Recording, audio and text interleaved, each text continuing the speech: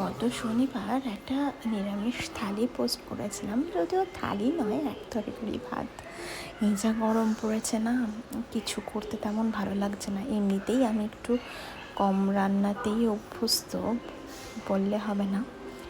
তো কাঁচকলা আমাদের খুব একটা পছন্দ নয়। হ্যাঁ, আমার ছেলে তো একদমই পছন্দ করে না, আমরা দুজনে সেরকম একটা পছন্দ করি না। তো নিরামিষ যেহেতু, মাঝে মাঝে আমি এই রেসিপিটা করে থাকি। সেটা হচ্ছে কাঁচকলার কোপ্তা।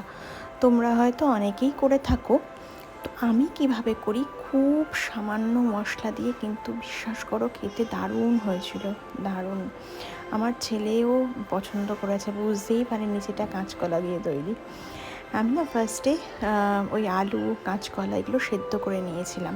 তো কাঁচকলা, আলু, নুন, হলুদ, ধনেপাতা এবং কর্নফ্লাওয়ার দিয়ে ভালো করে ওটাকে স্ম্যাশ করে নিয়েছি। তোমরা এর মধ্যে লঙ্কার গুঁড়ো অ্যাড করতে পারো, যেহেতু আমার ছোট ছেলে ও খাবে বলে আমি লঙ্কার গুঁড়োটা অ্যাড করিনি।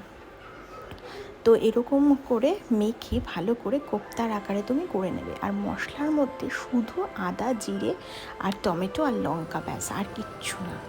তুমি এই দুটো মশলা দিয়ে তুমি করো। আদা, টমেটো আর জিরে গুঁড়ো তো সবার থাকে, যদি গোটা জিরে বেটে দিতে পারো ভীষণ ভালো। আমি জিরে গুঁড়োই ব্যবহার করেছি।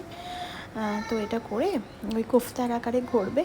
গড়ে জানো তো হালকা হালকা লেগে যাচ্ছিলো, মানে যখন দেখছি যে একটু নরম নরম তো কাঁচকলাটা, তার জন্য তার উপর দিয়ে আমি হালকা করে একটু আটা ছড়িয়ে নিয়েছিলাম। তারপরে আমি ওটাকে ভেজেছি, ভীষণ ভালো ভাজা হয়েছে, ভেতরটা নরম, বাইরেটা ক্রিসপি।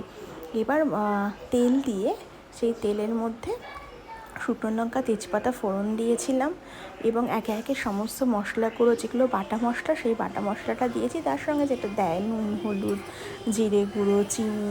হ্যাঁ, অল্প একটু চিনি দিয়েছি, নিরামিষ তরকারিতে চিনি না দিলে খুব একটা ভালো লাগে না। যদিও আমাদের বাড়িতে চিনি তেমন দেয় না, তবু আমি দিয়েছি। আর আলু সেদ্ধ করে রেখেছিলাম, একটা আলু তো স্ম্যাশ করে দিয়েছি, আর দুটো আলু এরকম কেটে কেটে দিয়েছি। তো আলু দিয়ে ভালো করে কষিয়ে জল দিয়ে কোফতাগুলো দিয়ে দিয়েছি। কোফতার ভিডিওটা আমার করা হয়নি, ওইটুকু ক্লিপ নিতে পারিনি। তো করে তারপরে উপর দিয়ে ধনেপাতা, ঘি, গরম মশলা ছড়িয়ে দিয়েছি।